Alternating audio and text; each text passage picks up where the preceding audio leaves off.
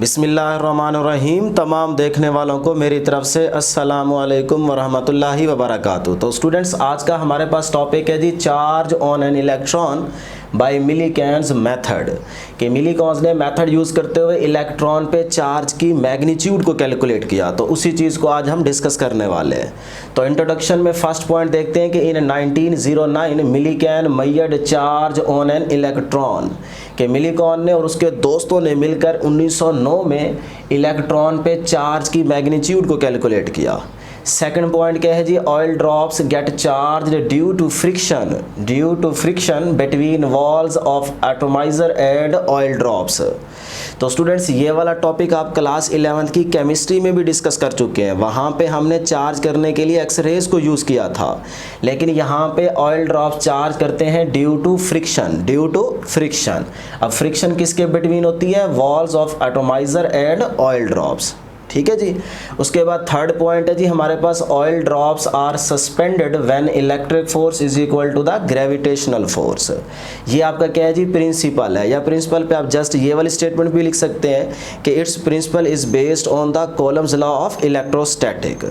अब स्टूडेंट्स, ये वाला एक्सपेरिमेंट जो मिलीकेन ने परफॉर्म किया, पहले वाटर के साथ किया, फिर ऑयल के साथ किया। जब वाटर के साथ किया तो ये एक्सपेरिमेंट जो है सही साबित नहीं हुआ। जब ऑयल यूज़ किया तो फिर ये सही अच्छे तरीके से परफॉर्म हुआ और उसका रिजल्ट ठीक आया।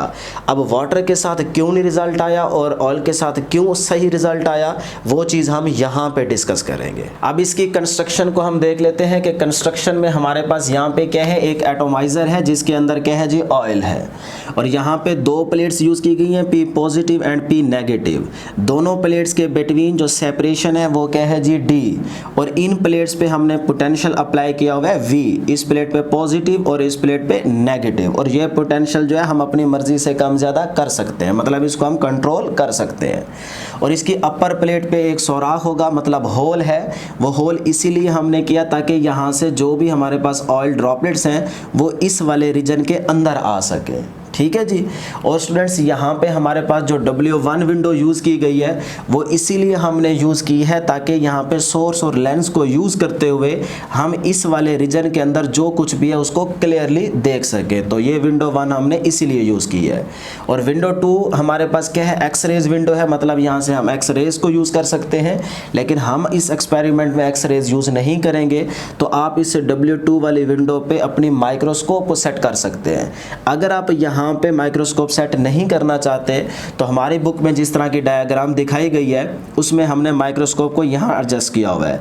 अब ये माइक्रोस्कोप इस कंटेनर के अंदर नहीं है, मतलब ये इसके अंदर नहीं है बल्कि उसके बाहर ऊपर से उसको सेट किया गया है। ठीक है जी।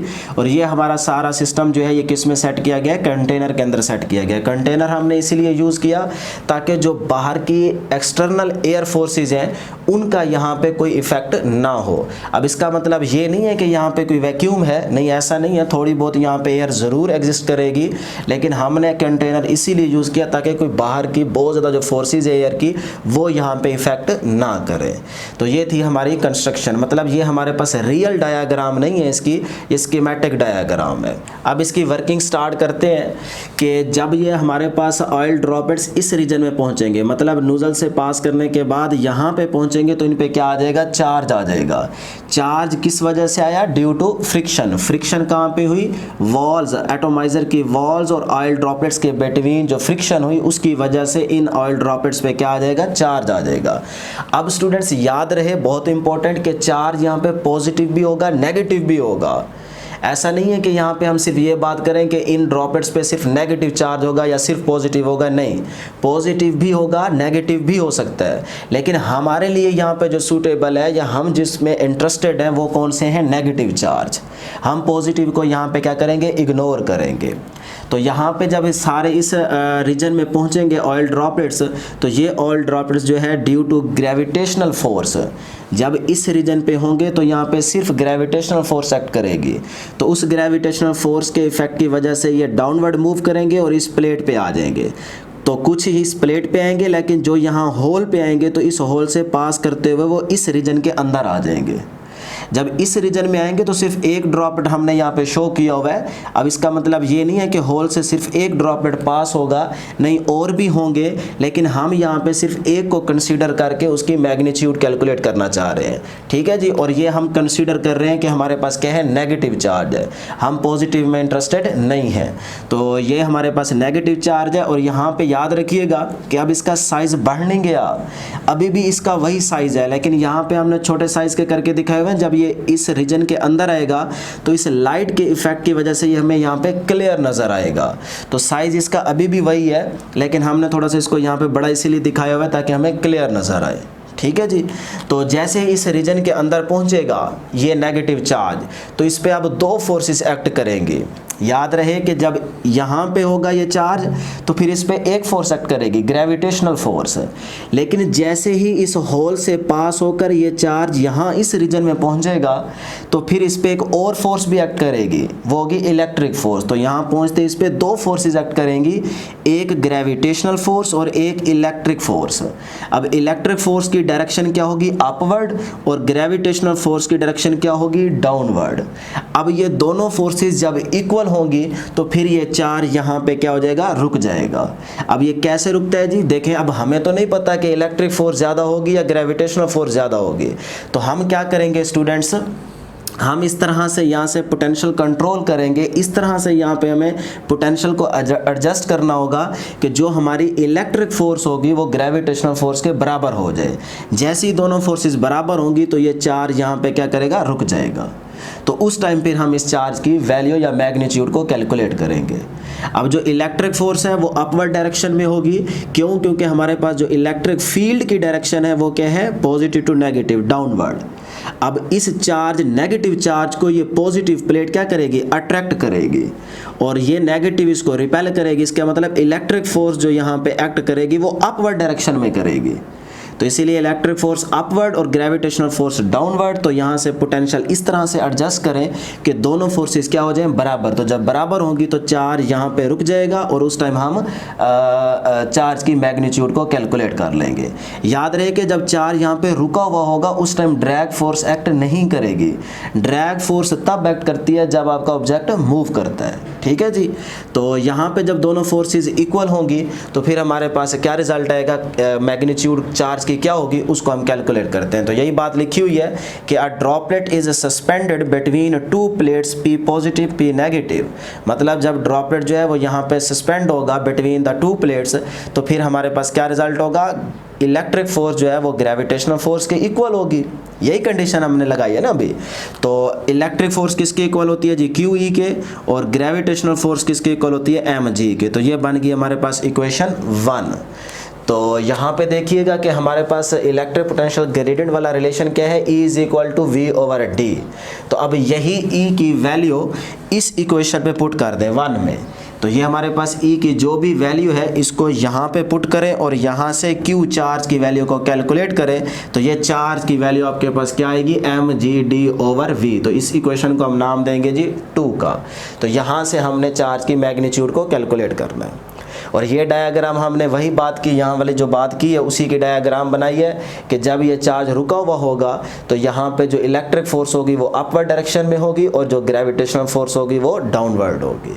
तो इसी कंडीशन पे हमने ये वाली चार्ज की मैग्नीट्यूड का फार्मूला फाइंड किया है। ठीक है जी। अब स्टूडेंट्स अगर हम यहाँ पे देखें तो हमारे पास ये m नहीं है, G हमारे पास है, D भी हमें पता है, यहाँ से हम इसको मेजर कर सकते हैं, और जो हमारे पास पोटेंशियल है वो भी हमने यहाँ से खुद ही अप्लाई किया हुआ है। लेकिन ये जो m है ये हमारे पास नहीं है, तो इस m को हमने यहाँ से अब फाइंड करना है। तो डिटर्मिनेशन ऑफ मैस, तो मैस को फाइंड करने के लिए याद रहे कि अब हम इसको जो हमारा चार्ज यहाँ पे अपना ड्रॉपलेट है, नेगेटिव चार्ज है, ये यहाँ रुका हुआ था। अब यहाँ पे हमने इसको रोकना नहीं है बल्कि इसको मूव करवाना है ताकि हम इसके मैस को कैलकुलेट कर सकें। और मैस को आप माइक्रोस्कोप से कभी भी कैलकुलेट नहीं कर सकते क्योंकि आपको एग्जैक्ट उसके साइज का पता पता नहीं चलेगा। तो उसको कैलकुलेट करने के लिए हम ये वाले रिलेशन या इक्वेशंस यूज़ करेंगे।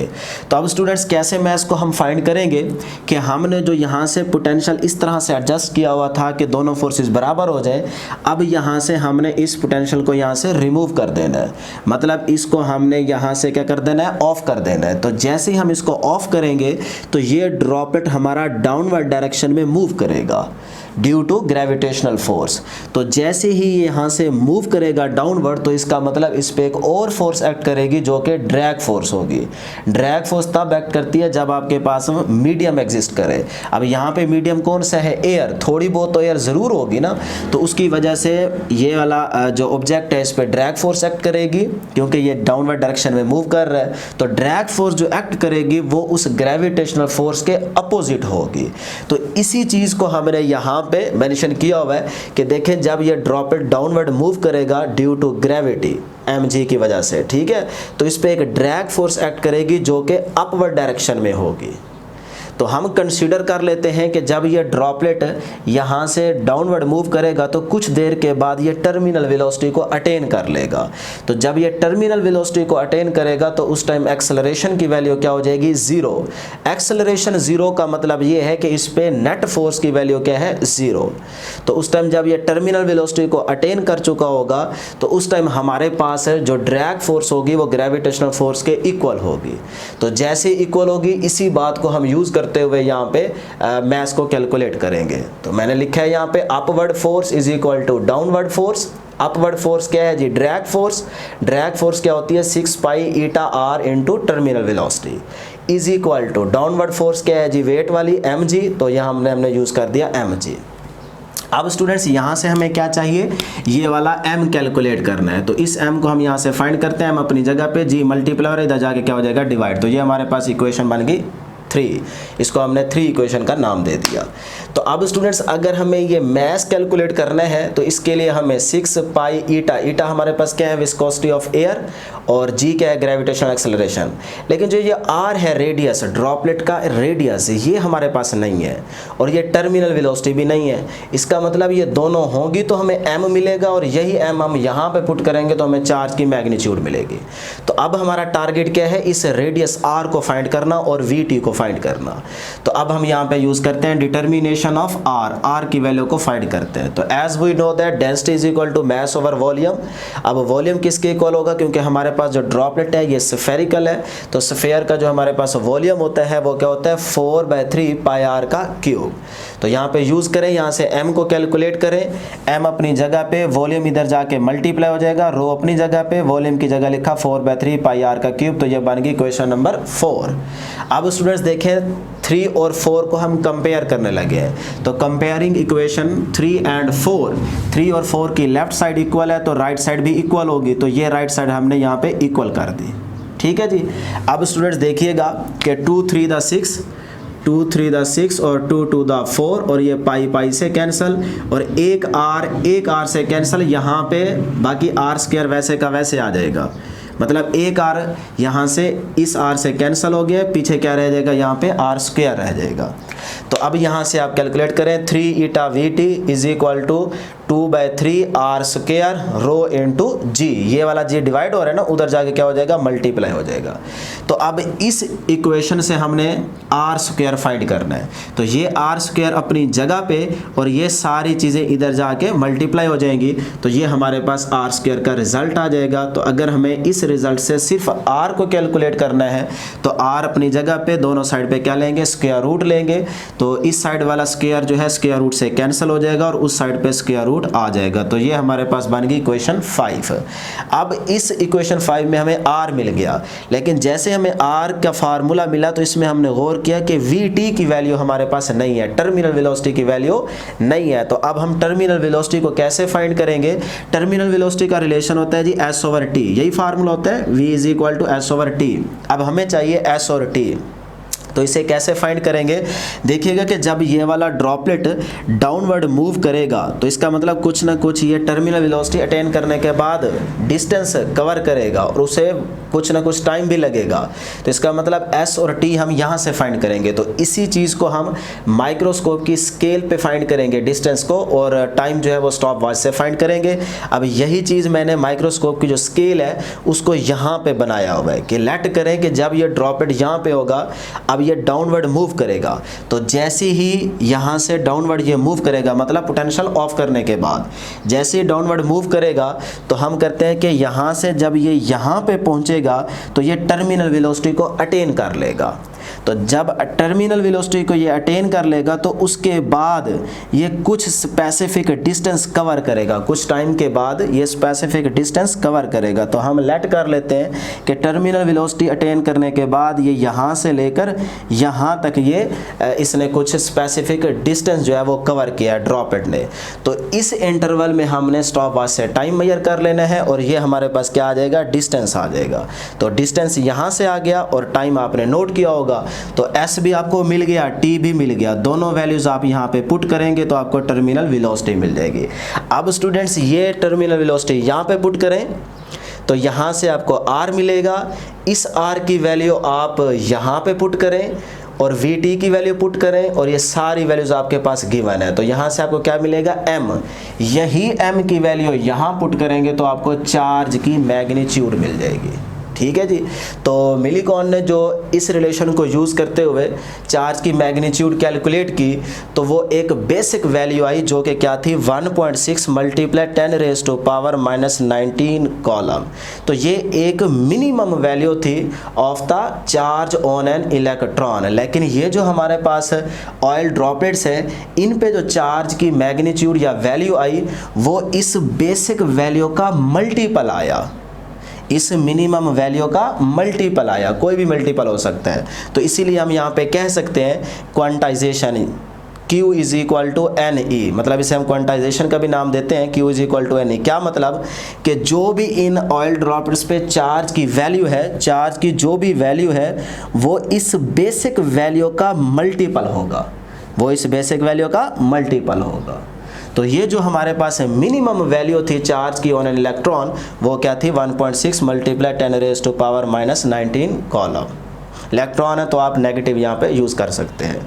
तो अब स्टूडेंट्स हमने एक स्टार्ट में बात की थी कि ये वाला जो एक्सपेरिमेंट था ये वाटर के साथ परफॉर्म नहीं किया गया था बल्कि ऑयल के साथ, क्योंकि वाटर के साथ इसका रिज़ल्ट ठीक नहीं आया। तो हमने पहले मिलीकॉन ने वाटर यूज़ किया तो उसके साथ इसका रिज़ल्ट ठीक नहीं आया, फिर उसने जब ऑयल यूज़ किया तो फिर रिज़ल्ट ठीक आ गया। तो वाटर के साथ क्यों नहीं आया उसको हम यहाँ पे यूँ देखते हैं कि अगर मान लें कि ये हमारे पास क्या है, वाटर ड्रॉपलेट। तो जब ये वाटर ड्रॉपलेट यहाँ पे होगा तो इसका रेडियस होगा, साइज़ होगा कुछ ना कुछ, ठीक है।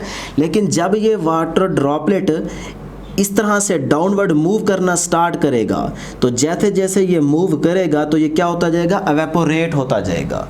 तो ड्यू टू एवेपोरेशन इसका रेडियस क्या होता जाएगा, रास्ते में चेंज, जिसकी वजह से रिज़ल्ट ठीक नहीं आता। लेकिन जब आप इस वाटर ड्रॉपलेट की बजाय ऑयल ड्रॉपलेट यूज़ करते हैं तो वो जब यहाँ पे होगा तो जो भी उसका रेडियस होगा फिर इसके मूव करने के बाद, मतलब जब ये टर्मिनल वेलोसिटी से मूव करेगा फिर भी इसके रेडियस में चेंज नहीं आएगा। क्यों? क्योंकि ऑयल ड्रॉपलेट जो है वो एवेपोरेट नहीं होता, तो जिसकी वजह से आर पे फ़र्क नहीं पड़ेगा। जब रेडियस चेंज नहीं होगा तो हमारे लिए इसका रिज़ल्ट जो आएगा, जो उसके वैल्यूज़ आएंगी वो बिल्कुल ठीक आएंगी, जिसकी वजह से हमारा ये एक्सपेरिमेंट जो है ये अच्छे तरीके से परफॉर्म होगा और रिज़ल्ट बिल्कुल ठीक आएगा। तो इसीलिए मिलीकॉन ने जो है वो ऑयल ड्रॉपलेट यूज़ किए। तो ये थी हमारी आज की डिस्कशन। आज के लिए इतना ही। दुआओं में ज़रूर याद रखिएगा। अल्लाह हाफिज़।